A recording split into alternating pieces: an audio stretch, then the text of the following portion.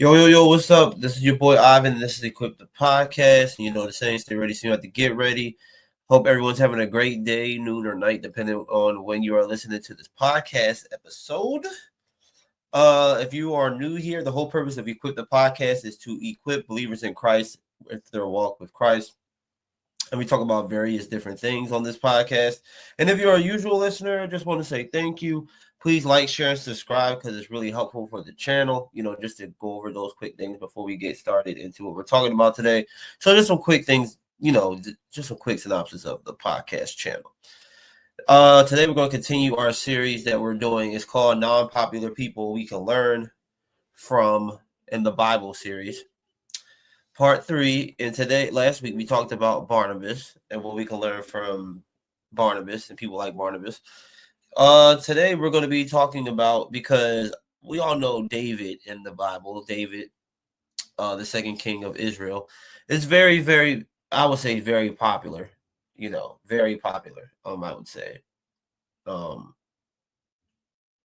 very popular. He's up there. To me, he's I call it outside of Jesus, obviously, because Jesus is the biggest name. But in my big three, it's Abraham, Moses, David. As far as to me, the most popular people that everybody knows in the Bible. So I'm going to talk about somebody who actually was really, really, really good friends with King David before he was even king.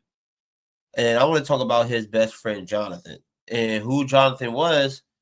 And some people might be, people probably hip to Jonathan, or at least know to the basics of, okay, he was friends with David, and he was the son of Saul. But I really want to talk about what type of person Jonathan was, and how I think we should all strive to have those characteristics, because I think it's very, very important, and how he handled a difficult situation, because I feel like he was in a difficult situation and could have easily been swayed to pick one side more than the other. And I think he stood his ground. He did the right thing, and he was still, very supportive of both, even though, he was in this weird situation. So I want to talk about Jonathan. So if you don't know who Jonathan is, because the first king of Israel was Saul, and Jonathan was Saul's son. And he also fought in the army, in the military and things like that. And he was also really, really good friends with David, like really good friends with David. And if you're not familiar with the story, it's in 1 Samuel. I'm trying to think, when is it actually the beef between Saul and David start in 1 Samuel?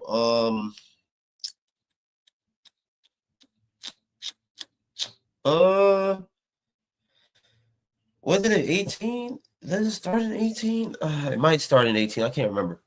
But so no, I think the beef started before. Well, anyway, so pretty much God elected Saul to be Israel's first king. Saul was messing up in God's eyes, pretty much, and I'm paraphrasing this part, but I think it's important just to give the quick synopsis of the story. So Saul was messing up, so God was going to pick a new king after him, but he wasn't doing things to immediately remove himself from the kingship. So God pretty much picked David to be the next king after Saul. So he didn't immediately remove Saul, but he's going to pick David to be the next king. And it was cool and all. And then Saul was very jealous of David, because David was winning battles for the Israelites. There was even the saying Saul kills hundreds, but David kills thousands. Oh, I forgot how it went. I should have looked it up before I came on live. But yeah, so David was extremely popular in Israel. He was, he winning battles. Everyone was singing his praises. And Saul was very jealous of David. So Saul tried to kill David multiple times. So I think you can understand where I'm getting at and how awkward it is that your dad, who is the king of Israel, is trying to kill your best friend. And you're in this weird situation. Even your dad is getting mad at you for it. So anyways, let's go to first, let me share my screen. I'm going to 1 Samuel chapter 18, where David. You'll see Jonathan and David's friendship. So let's go here real quick. Go to log on. Oh, let me go there. Where's my? I think this. All right. So we're gonna go to 1 Samuel.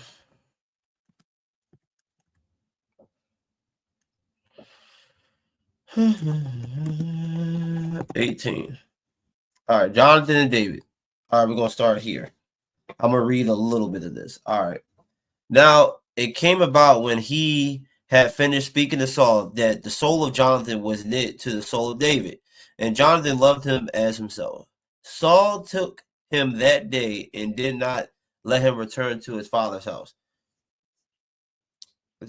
Jonathan Then Jonathan made a covenant with David because he loved him as himself. Jonathan stripped himself of a robe that was on him and gave it to David with his armor, including his sword and his bow and his belt. So David went out wherever Saul sent him and prospered. And Saul sent him over the men of war, and it was pleasing in the sight of all people and also in the sight of Saul's servants. So I want to stop right there. Because as you see here in the beginning of chapter 18, this is how close Jonathan and their relationship was pretty much. That they were like pretty much knitted to like each other's soul. It was almost like pretty much God designed them to be friends and how close they were. That Jonathan even loved himself after, loved him. David and Jonathan loved him as themselves. Like, that's how deep their love was for one another. Like, not in a weird way, because some people try to take this verse and act like this was like a the same relationship like that type of way, and it's not. It's just that's how much love for each other that they have, and it's weird because they, people even try to twist it that way. It's like, why can't two men just be brothers, have that same mutual love for one another? Like, you know what I mean? Like, that's what these two had. They had that real brotherly love, the real brotherly love where they said that I loved you in this way, that our souls were knit together for the purpose of our friendship. You know what I'm saying? So I think that's one thing that this points that this is good, positive male relationships, like friendships. And it's something that we need, that you're able to say I love you to your friends. Like, fellas, how often have you told your friends that you love them, care about them? Actually love them, said the words, not just assuming, but actually saying it. Most men don't really do it as much. Well, I think now more than now, guys will say that. But back in the day, I feel like it wasn't like that, because you ain't supposed to tell you guys, that's being soft and all this other different stuff. But anyways, I don't want to sidetrack. But I just wanted to point out that this is how close their friendship is. Like, they really loved one another as themselves. Like I want to read it one more time, 1 through 4, one more time. Now it came about when he had finished speaking to Saul that the soul of Jonathan was knit to the soul of David, and Jonathan loved him as himself. So Jonathan loved David as himself. That the soul of Jonathan was knit to the soul of David. Like, that's pretty much what is being talked about here. Like, they were knit. That's how close their friendship is.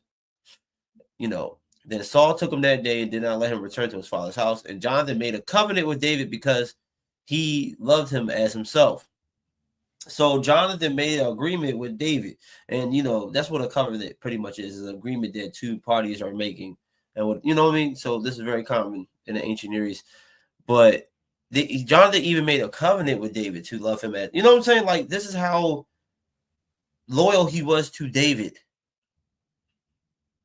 This is how loyal he was to David, man. Like, this is serious.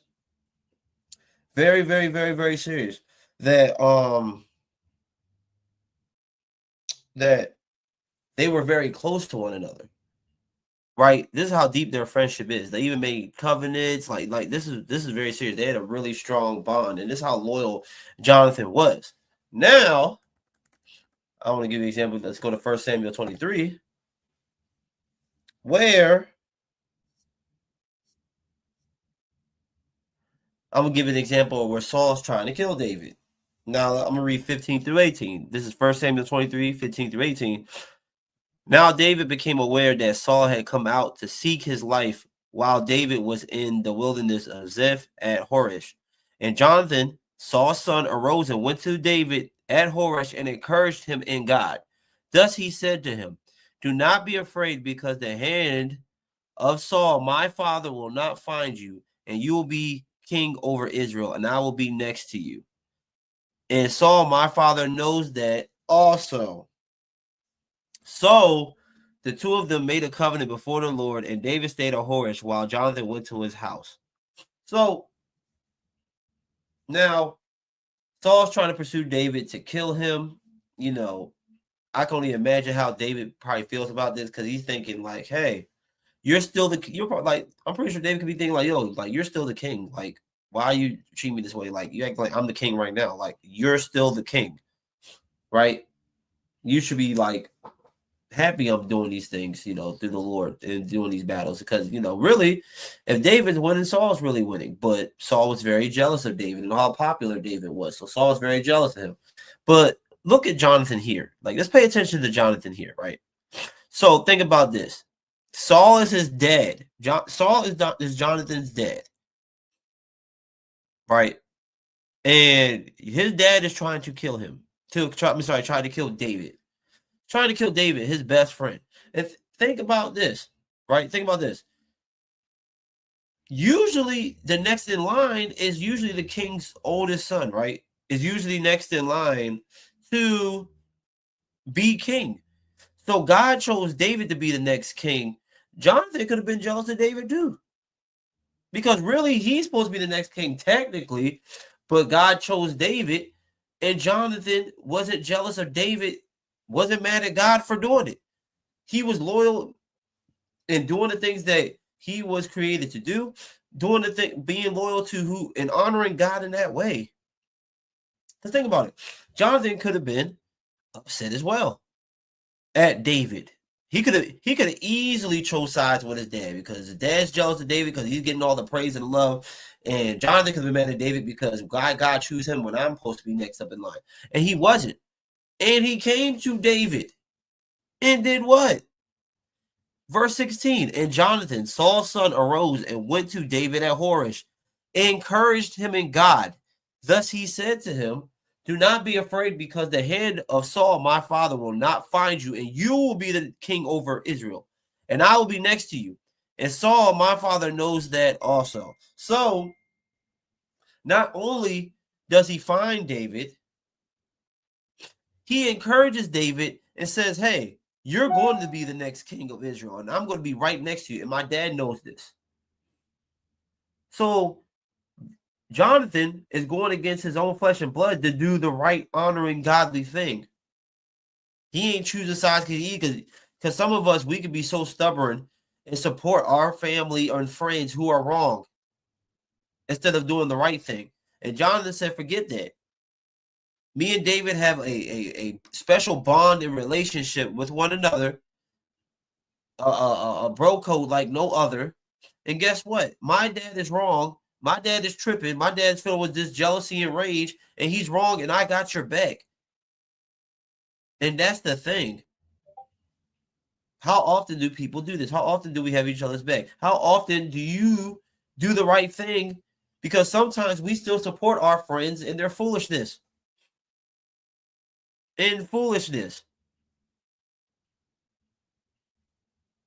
I'll loud and wrong, like you know, my friend, even though it's wrong, you know, I'll correct them. Like, you know, sometimes you'll hear people say, like, all right, well, in public, I'm not going to embarrass my friend, but you know, in the cut,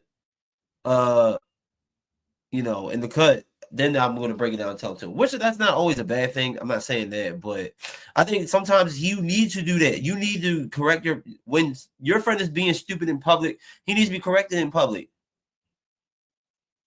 Because sometimes, even though you're correcting them in private, which is still good, you need to correct them, because correcting him or telling him he's wrong. But sometimes that's not enough. Sometimes they'll be like, that's still letting them almost get away with it. Sometimes they need to be told in front of other people, because they're bold enough to do something stupid like that in front of other people. They need to be corrected in front of other people. I think sometimes you need to tell them they're wrong. But anyways, I don't want to go on sidetrack here. But the thing is this: that Jonathan probably had every reason to be also jealous of David and not like David, just like his dad, and that's his dad. He could easily went on his dad's side, but he didn't. He said, I'm still going to support David because David's my man. I'm loyal to David. And my dad is wrong. And guess what? We're going to look. God says you're the first king. You're going to be the first king. And that's what it is. And guess what? I'm going to support you. I'm going to be right next to you. My dad knows this.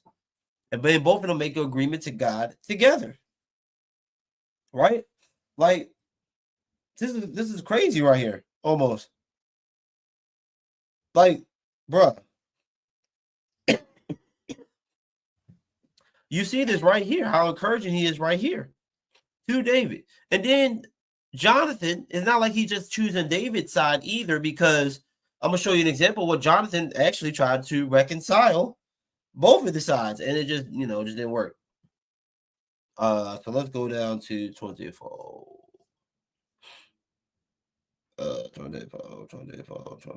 24. So let's see.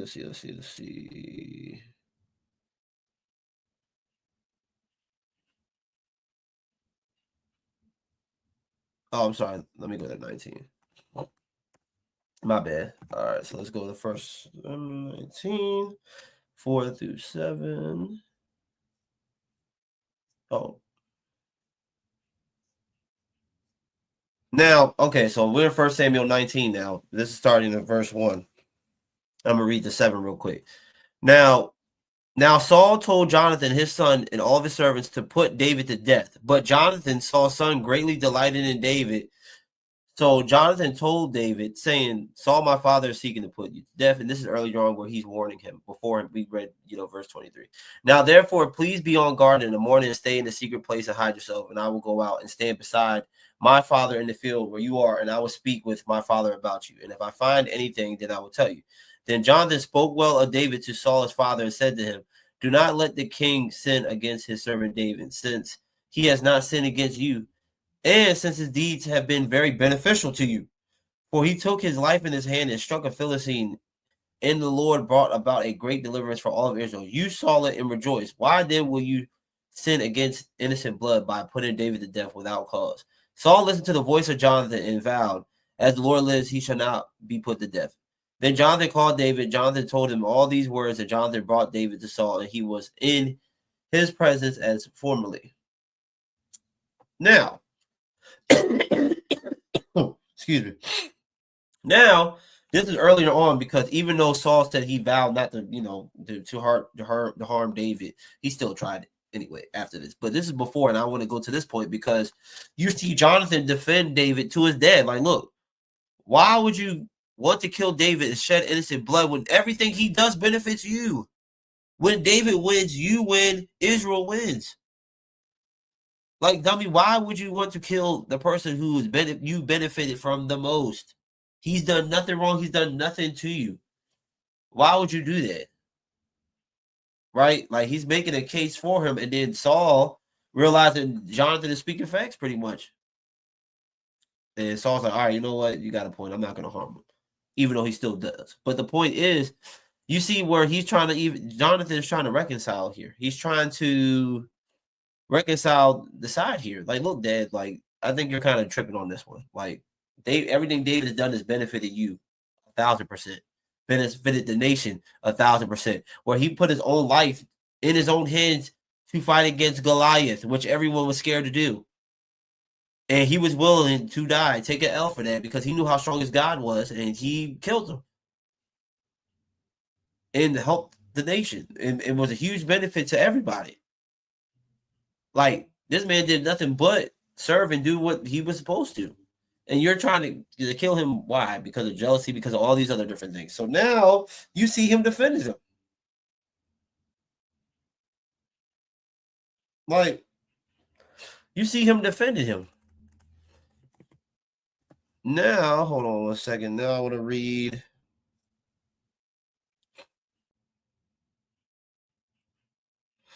Now, another thing I want to point out back to verse 23 real quick. In verse 17, remember when he was, when David was hiding from Saul again, he was encouraging him. And I think this is key too as well. Thus he said to him, do not be afraid, because the hand of the Saul, my father, will not find you, and you will be king over Israel. And I will be the next king. I will be the next to you. And Saul, my father, knows that. So right here, this shows that Jonathan knew his role and did his role to the to the 10th power. He knew his role. He wasn't jealous about not getting kings when he was up next, technically, and all that. He knew his role and was willing to do his role properly. He understood the bigger picture, bigger than himself. I think that's important to know. He accepted God's will and was willing to even support David in a position that he really should have had. So, if we're boiling all this down, let me go back to if we're boiling all this down, we can really learn a lot from Jonathan, because Jonathan was in a weird situation where his dad wanted to kill his best friend. Him and his best friend had this tight bond, like so tight, as the Bible says, their souls were knitted together.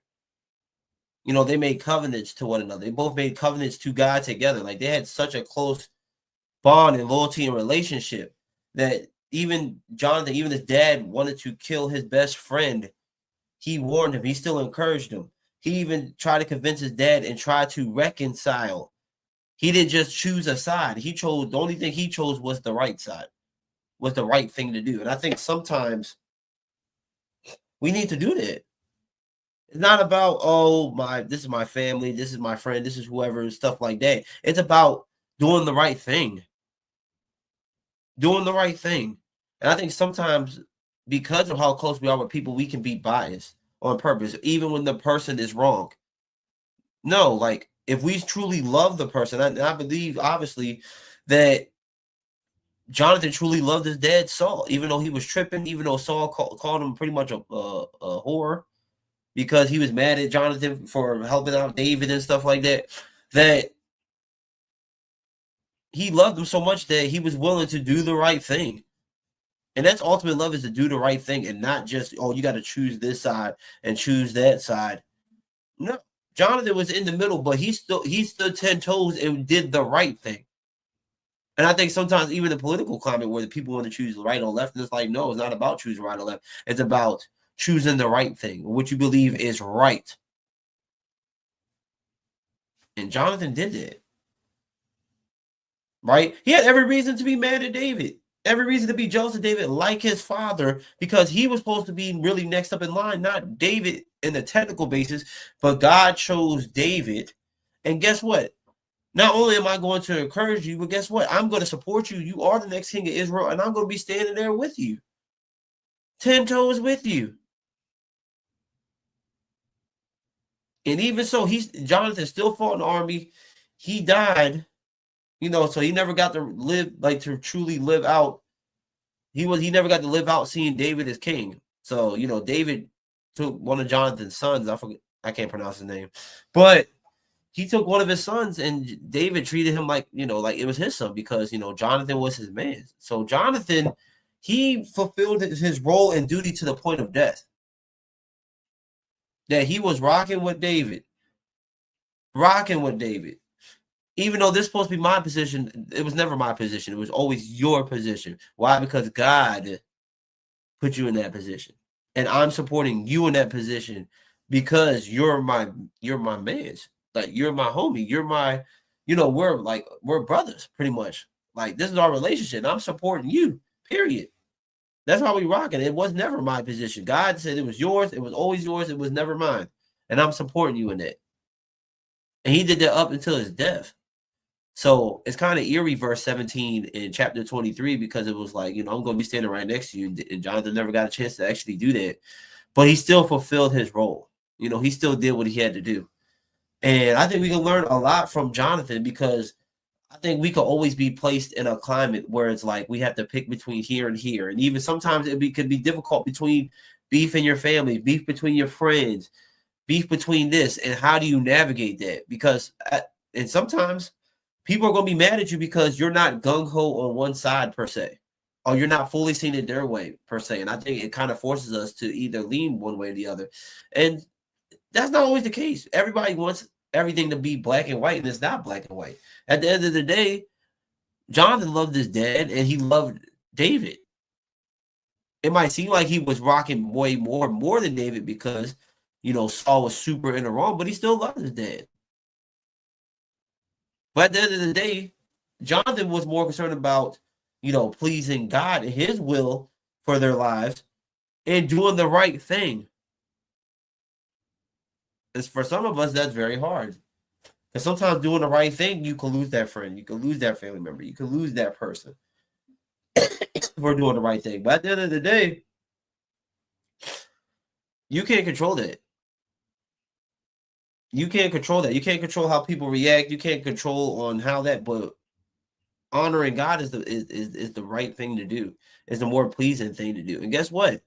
I think God definitely will bless you because you're doing the right thing. It's harder to do the right thing, but it's well worth it to do the right thing because not only if it's for your benefit to do the right thing by we're being obedient, pleasing God, but you're also helping the other person, whether they want the help or don't want the help.